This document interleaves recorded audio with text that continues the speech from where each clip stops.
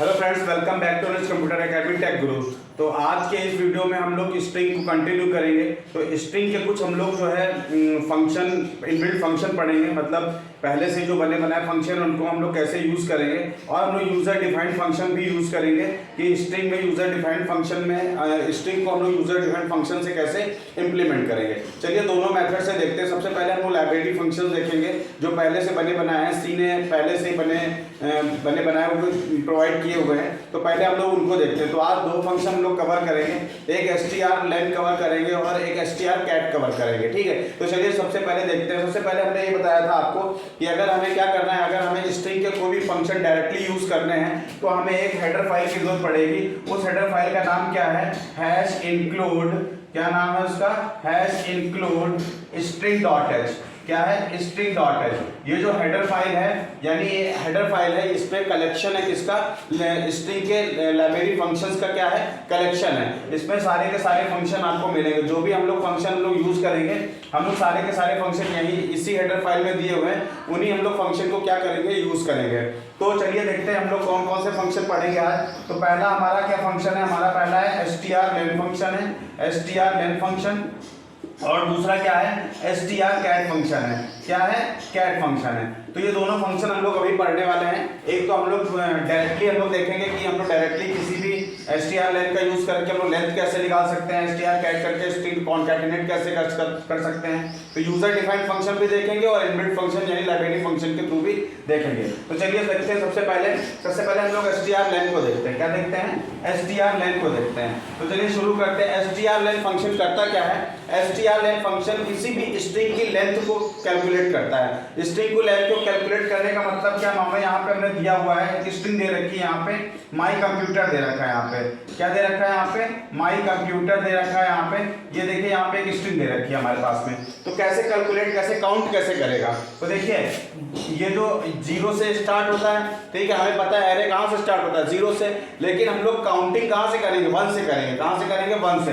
तो ये हो गया 1 हो गया, 2 हो गया, स्पेस को भी ले लेते हैं, 3 हो गया, 4 हो गया, 5 हो गया, 6 हो गया, 7 हो गया, 8 हो गया, 9 हो गया, 10 हो गया, 11 हो गया। तो टोटल इसमें कैरेक्टर कितने हैं, तो टोटल कैरेक्टर इसमें कितने हैं, 11 कैरेक्टर हैं। तो इस स्ट्रिंग की लेंथ क्या हो जाएगी, 11 हो जाएगी। क्या हो जाएगी, 11 हो जाएगी, ठीक है। तो इसको हम लोग कैसे करेंगे। अच्छा, जो strlen फंक्शन है वो कैसी वैल्यू रिटर्न करके देता है हमें, वो हमें एक इंटीजर वैल्यू को रिटर्न करके देता है, जैसे 10, 11, 8, 9 इस तरह की वैल्यू को वो क्या करता है, रिटर्न करके हमको देता है। तो चलिए इसका एक प्रोग्राम बनाते हैं। पहले हम लोग इनबिल्ट फंक्शन का यूज करके #include stdio.h, फिर ले लेंगे यहाँ पे #include conio.h ले लेंगे। फिर हम लोग यहाँ पे ले लेंगे #include string.h ले लेते हैं यहाँ से, ये string.h। void में लेते हैं यहाँ से, void में लेंगे यहाँ पे। सबसे पहले एक स्ट्रिंग को हम लोग यूजर के द्वारा क्या करेंगे, इनपुट करेंगे यहाँ पे। तो हमने यहाँ पे यहाँ पे हमने कैरेक्टर यहाँ पे char कैरेक्टर str ले लिया। यहाँ पे हम लोग क्या करते हैं, उसकी हम लोग यहाँ 100 करके रख दिया यहाँ पे, ठीक है। अब हम लोग एक यहाँ पे हमने ले लिया, एक int हम लोग क्या ले लेंगे, एक l ले लेंगे, ठीक है। l में हम लोग क्या करेंगे, उसकी वैल्यू को क्या करेंगे, हम लोग स्टोर करके रखेंगे कि कितनी उसकी लेंथ आई है, जितनी लेंथ कैलकुलेट करके आई होगी वो किसमें स्टोर होगी, इस l में स्टोर होगी। चलिए एक हम लोग मैसेज देते हैं, printf। यहाँ पे हम लोग क्या करेंगे, printf, यहाँ पे एक मैसेज देते हैं enter a string। यहाँ पे एक मैसेज देंगे enter a string, यहाँ पे हमने मैसेज दिया। उसके बाद हम लोग गेटस करते हैं। हमने कल बताया था गेटस और पुटस का, यूजर के द्वारा इनपुट लेने के लिए हम लोग किसका यूज करते हैं, गेटस का यूज करते हैं। ये क्या करता है, ये जो है ये स्पेसेस को, टैब को ये क्या करता है, इग्नोर करता है, जबकि स्कैनफ क्या करता है, वो काउंट करता है, ठीक है। जैसे मान लीजिए, जैसे कोई स्ट्रिंग हमने लिखा हुआ है, मान लीजिए यहाँ पे माई बैग लिखा हुआ है, यहाँ पे माई बैग लिखा हुआ है यहाँ पे। तो देखिए ये स्पेस है, ये स्कैनर इसको कंसीडर करता है। जैसे इसको स्पेस मिलेगा वैसे वो स्ट्रिंग को क्या कर देगा, टर्मिनेट कर देगा। लेकिन गेटस क्या करता है, इसको क्या करता है, इग्नोर करता है, क्योंकि ये अनफॉर्मेटेड होता है। तो अब देखिए यहाँ पे स्ट्रिंग को हमने क्या किया, यूजर के द्वारा क्या कर लिया है, इनपुट कर लिया है। अब जो भी इनपुट हमने किया है वो किस में आ जाएगा, वो इस एरे में स्टोर हो जाएगा। मान लो हमने यहाँ पे स्टोर किया है माई, यहाँ पे हमने यहाँ स्टोर किया हुआ है माई, यहाँ पे स्पेस भी दे देते हैं माई बैग, यही वाला दे देते हैं माई बैग, ठीक है। तो यहाँ पे ये दे दिया है, तो ये 0 पे है, ये 1 पे, ये 2 पे, ये 3 पे, ये 4 पे, ये क्या है 5 पे।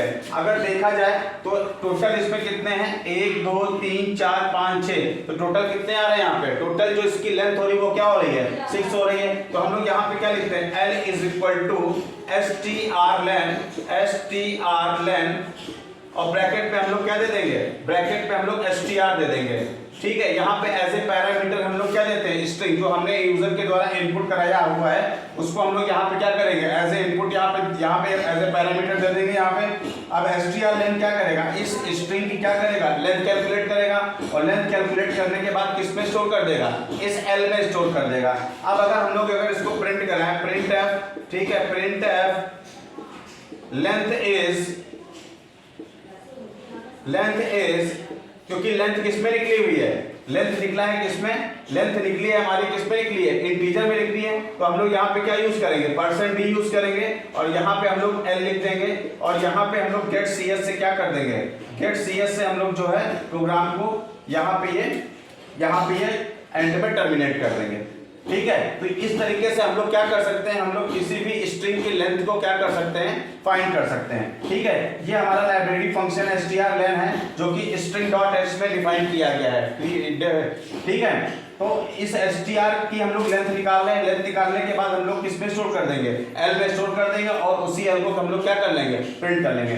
तो ये तो हमारे पास में क्या लाइब्रेरी फंक्शन का डायरेक्टली हम लोग यूज करके क्या कर रहे थे, किसी भी स्ट्रिंग की लेंथ को क्या कर रहे थे, फाइंड कर रहे थे। अब हम लोग देखेंगे यूजर मतलब इसको हम लोग बिना strlen के हम लोग कैसे इसको हैंडल करेंगे, ठीक है। बिना strlen का यूज करके हम लोग किसी भी स्ट्रिंग की लेंथ को कैसे फाइंड करेंगे। तो चलिए देखते हैं, यहाँ पे सबसे पहले हम लोग ये प्रोसीजर ऐसे ही रहेगा यहाँ पे। अब देखो यहाँ पे करते क्या है, कैसे करेंगे, यहाँ पे एक मान लो एक लूप चलाने के लिए हमको लूप चलाना पड़ेगा। हमने यहाँ पे क्या किया, एक i ले लिया यहाँ पे लूप चलाने के लिए और एक L, यहाँ पे हम लोग काउंट करते चलेंगे। मान लीजिए यहाँ पे हमने क्या किया, L इक्वल टू 0 कर दिया और यहाँ पे हमने i ले लिया लूप चलाने के लिए। अब देखिए, ये देखिए स्ट्रिंग हमारी जो हमने बताया था लास्ट में, एक हमारे पास नल कैरेक्टर होता है, क्या होता है, नल कैरेक्टर। अगर किसी भी स्ट्रिंग को टर्मिनेट करना हो, एंड करना हो, तो हमें क्या यूज करना पड़ेगा, हमें जो है यहाँ पे क्या यूज करेंगे, हम यहाँ पे यूज करेंगे नल कैरेक्टर का हम लोग यूज करेंगे। तो इसको कैसे हम लोग करेंगे, तो ये देखते हैं हम लोग। तो देखिए सबसे पहले हम लोग क्या करते हैं, यहाँ पे स्ट्रिंग लिया हुआ है, इसको हमने यूजर के द्वारा इनपुट ले लिया है। अब हम लोग क्या करते हैं, लूप चलाते हैं, लूप चलाते हैं। हमने बताया चूंकि यहाँ पे हमारे पास स्ट्रिंग एज एरे होता है, स्ट्रिंग एरे होता है, यहाँ पे कैरेक्टर एरे होता है यहाँ पे। तो ये स्टार्ट कहाँ से होता है, ये 0 से स्टार्ट होता है। ये कहाँ से स्टार्ट हो रहा है, 0 से स्टार्ट हो रहा है, ठीक है। तो हम लोग यहाँ पे क्या लिखेंगे, i इज इक्वल टू 0। अच्छा, लूप कहाँ तक चलना चाहिए, लूप चलना चाहिए कहाँ तक, इस नल कैरेक्टर तक चलना चाहिए, ठीक है।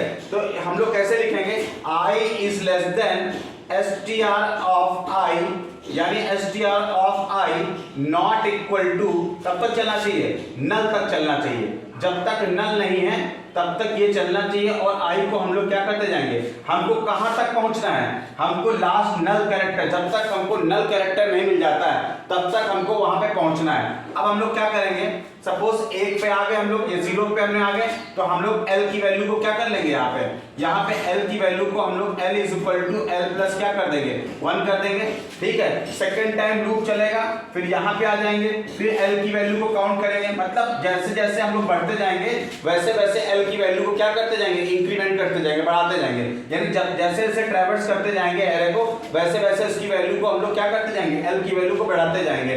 कब तक हमको चलना है, जब तक कि string not equal to null, जब तक कि हमें नल नहीं मिल जाता तब तक हमको स्ट्रिंग को क्या करना है, ट्रैवर्स करना है। इसी हमने stri not equal to null, मतलब जब तक नल नहीं है तब तक स्ट्रिंग ये लूप चलता रहेगा। जैसे ही उसको नल मिला वैसे ही लूप क्या हो जाएगा, टर्मिनेट हो जाएगा। यहाँ पे हम लोग इसको क्या करते हैं, यहाँ पे एंड कर देंगे और हम लोग क्या करेंगे, इस लेंथ को हम लोग क्या कर लेंगे, प्रिंट करा लेंगे यहाँ पे। तो प्रिंट हमने लिख दिया printf, यहाँ पे हम लोग क्या कर देंगे, %d लिख देंगे यहाँ पे और हम लोग L को क्या कर लेंगे, प्रिंट करा लेंगे, गेट ch को क्या कर लेंगे, यहाँ से टर्मिनेट कर देंगे और यहाँ से प्रोग्राम को टर्मिनेट कर देंगे। तो इस तरीके से आप क्या कर सकते हैं, आप किसी भी स्ट्रिंग की लेंथ को क्या कर सकते हैं, बिना लाइब्रेरी फंक्शन के क्या कर सकते हैं, फाइंड कर सकते हैं। क्या कर सकते हैं, फाइंड कर सकते हैं। तो फ्रेंड्स ये हमने क्या देखा है, अभी हमने यहाँ पे इस प्रोग्राम में देखा हमने किसी भी स्ट्रिंग की लेंथ को हम लोग कैसे फाइंड करते हैं। ठीक है, अगले के वीडियो में हम लोग देखते हैं कि किसी भी स्ट्रिंग को कॉनकैटिनेट कैसे करेंगे। ठीक है, तो चलिए